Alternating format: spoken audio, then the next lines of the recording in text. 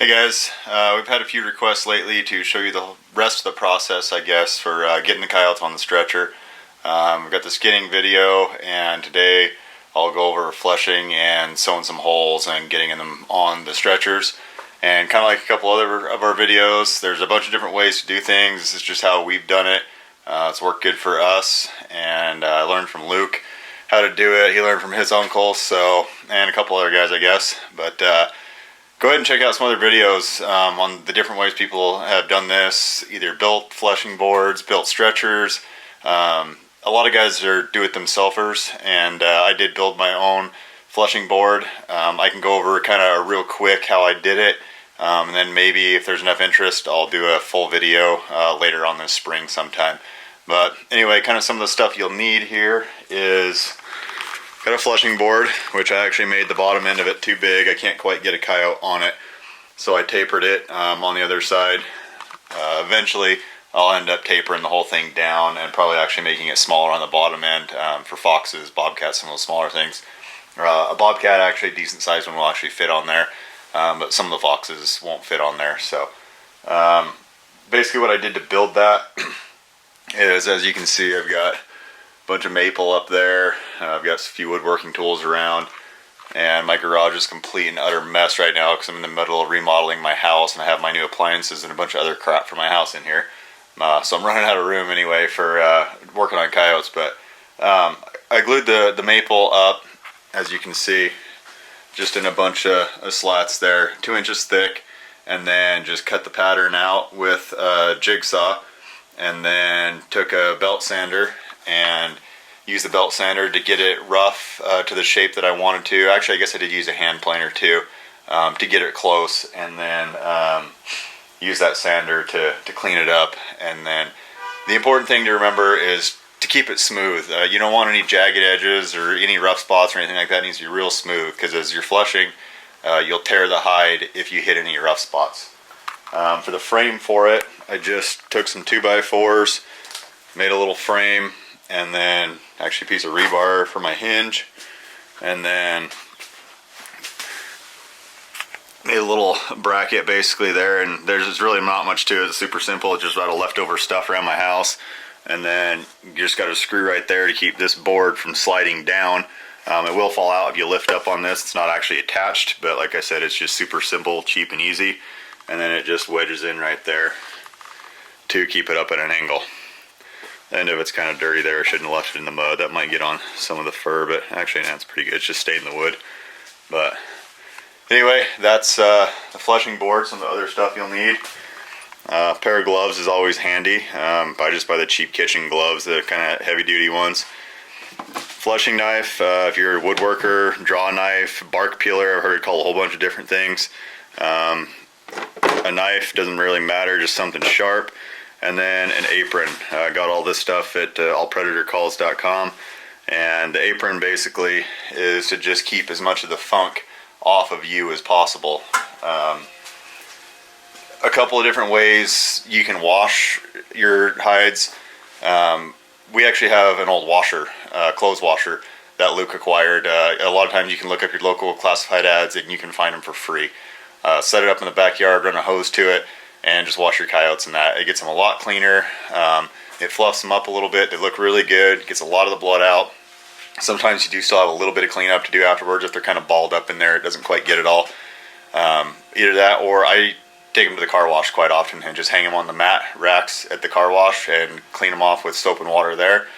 I know some guys just put them in a bucket with some soap in it and rinse them off that way. But the washer definitely does a really good job. So if you have the option, get one of those. It definitely cleans them up well. And I've got all the hides defrosting out here. They've all been in the freezer for about a week or so. I've got 5 here I'm going to do today. And then over there by my wife's Hello Kitty bike is a bag full of the rest of the ones I just picked up today from Luke's house with the washer. So as you can see, they're pretty clean. This one's got a little bit of blood on it from one of the other hides I threw in on top of it. And actually, they might be alright. They're still a little on the frozen side, but I can probably make that work. It actually works better if it's a little bit frozen. it kind of tends to peel off a little bit easier. So bring the hide in, and I'll get all my stuff on and then show you what we got going on.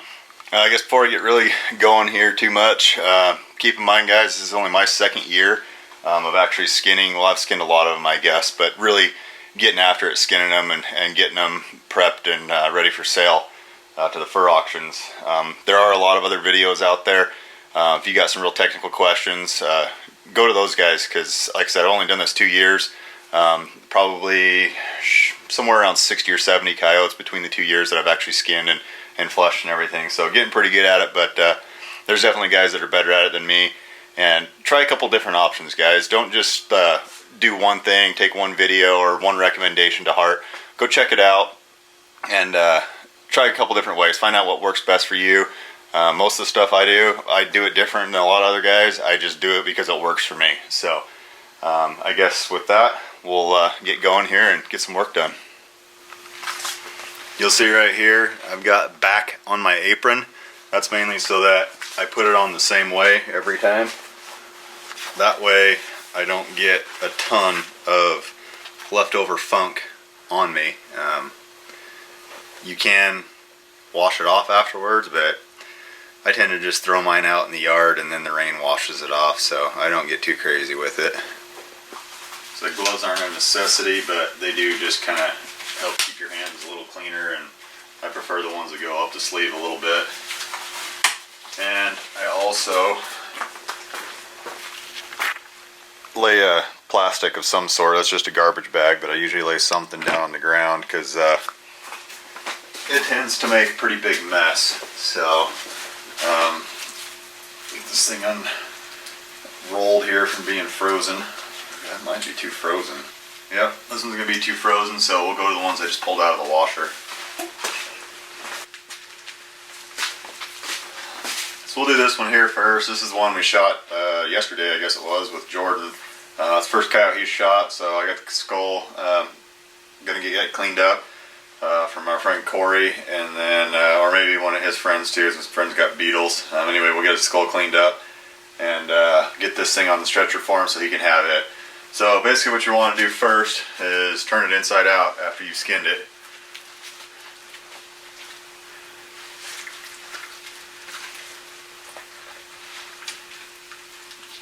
And you'll see how the hide on the inside is white. Your earlier coyotes, I don't know why, maybe somebody can tell me,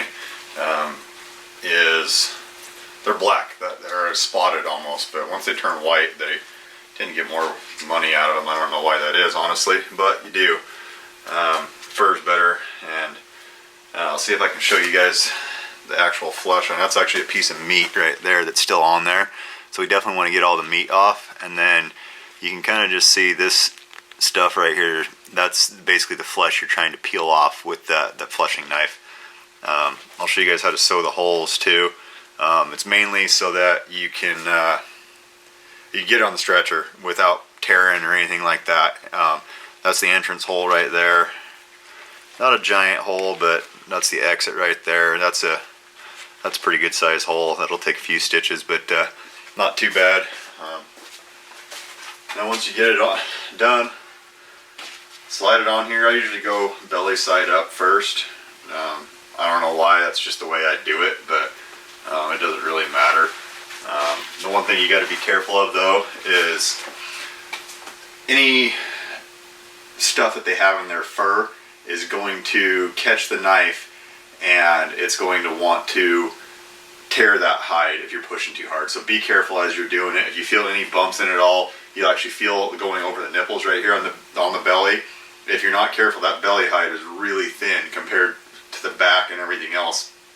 So you're going to want to take it real easy on the belly side and make sure you don't push through those nipples. I've torn a couple of them already this year, and it'll tear a hole in a heartbeat that big around in these things, and you got to sew that up too. So like I said, I made this one just a little too big, but pull it down as far as you can, and then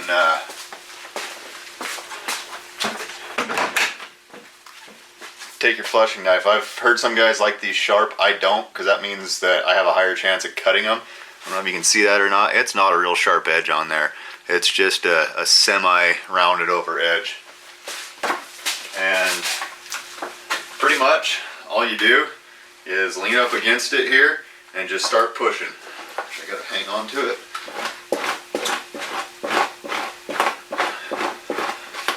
Yep, see right there, I already tore a hole. There was a little bit of a burr right there, so be really careful, don't catch that again because it'll just tear bigger.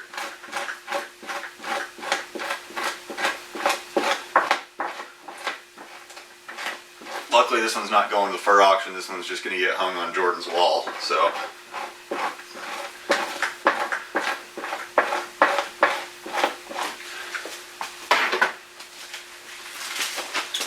I'll kind of show you guys what it looks like as it's peeling off here. So you can see how it's a lot wider right here versus this. That's where the flesh is. Obviously you still got some meat on there. And basically what you're trying to do, you can see as you push, it just peels down. You're just wanting to try to push this all the way down to the bottom. And then once you get to the bottom, you can either just push it all the way off the end there. Sometimes it'll go, sometimes it won't. A lot of times the belly will go, but the back won't. And then you'll just cut as much of it off as you can. You get as much off there as you can. Up around the neck right here, it's pretty hard to get some of this off sometimes. All this stuff right here is pretty tough to get off. You can see the hole I already tore in it, which is surprising. I've never tore a hole there in it before. There must have been a flaw or something in the hide right there already. But like I said, the belly side you got to be real careful with.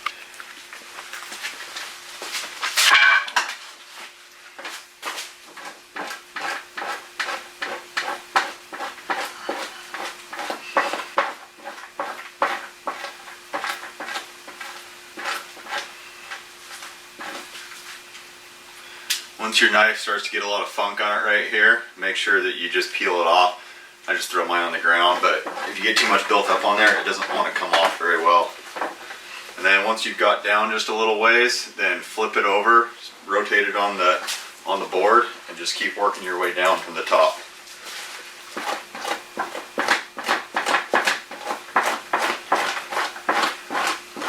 What you're doing is you're kind of coming in at about a 45. Sometimes when it gets real tough, I'll go straight down, but don't push too hard, you'll push right through.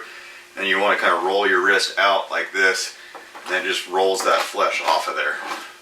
See that big chunk of meat just came off there.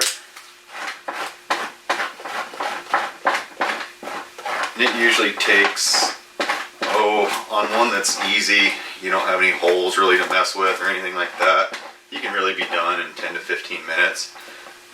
You don't need to worry too much about getting it all off the arms right here, but try and get as much of it off as you can. You know, when you're working around the face and the ears and stuff, be careful that you don't get too carried away, or you will tear holes up there too, just because there's some uneven surfaces. When you get to the holes, like right here where the bullet hole is, be really careful with that, because if you push too hard, you're going to catch either that fur or that low side of the hole, and you're just going to tear a big hole in it.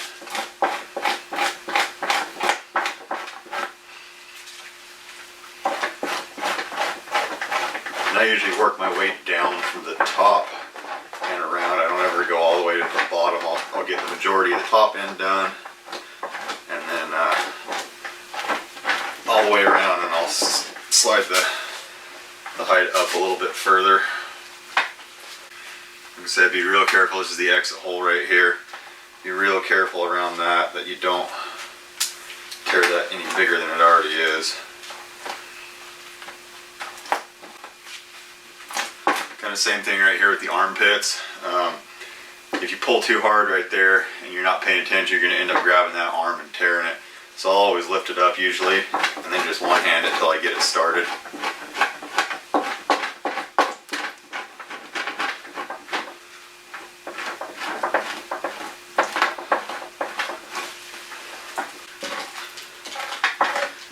And our coyotes down here aren't real fat, so it actually is pretty nice because they don't get greasy.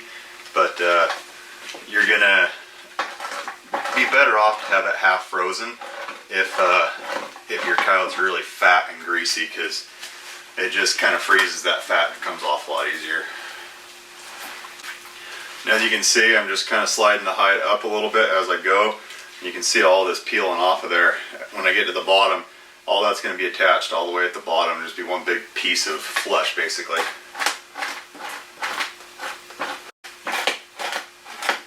You can get a little rougher with it on the back, especially when you get back down towards the tail here. Don't get too rough with it, obviously, and you'll tear a few, you put holes in them, but it's just kind of the nature of the beast. It's going to happen. But don't get too rough, like I said. There's a cactus needle right there. Watch out for those. You'll catch those and tear sometimes too.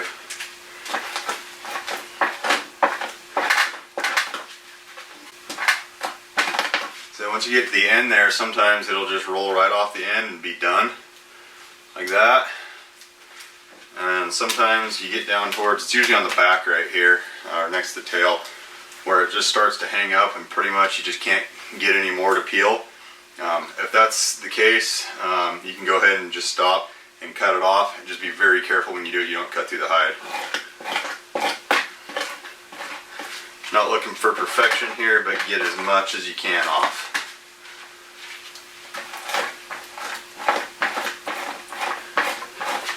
You can see right here it's torn a hole in the actual flesh. When you get to that point, it's pretty much not going to come off anymore. So you can kind of just go to the other side again. And just keep working it down. So right here next to the tail is usually about where you're going to be done with it.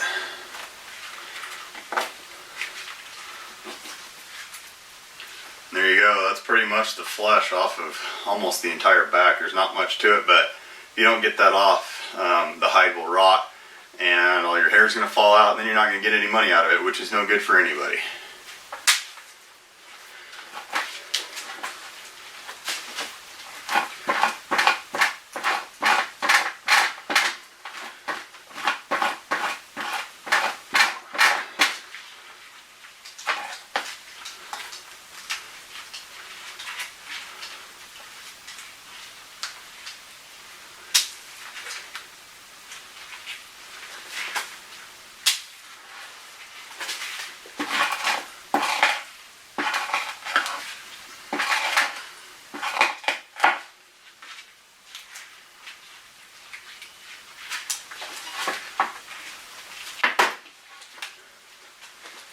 And there you go. You can see the little bit that's left on. Let's see if I can get that thing to focus. Let's zoom back out here.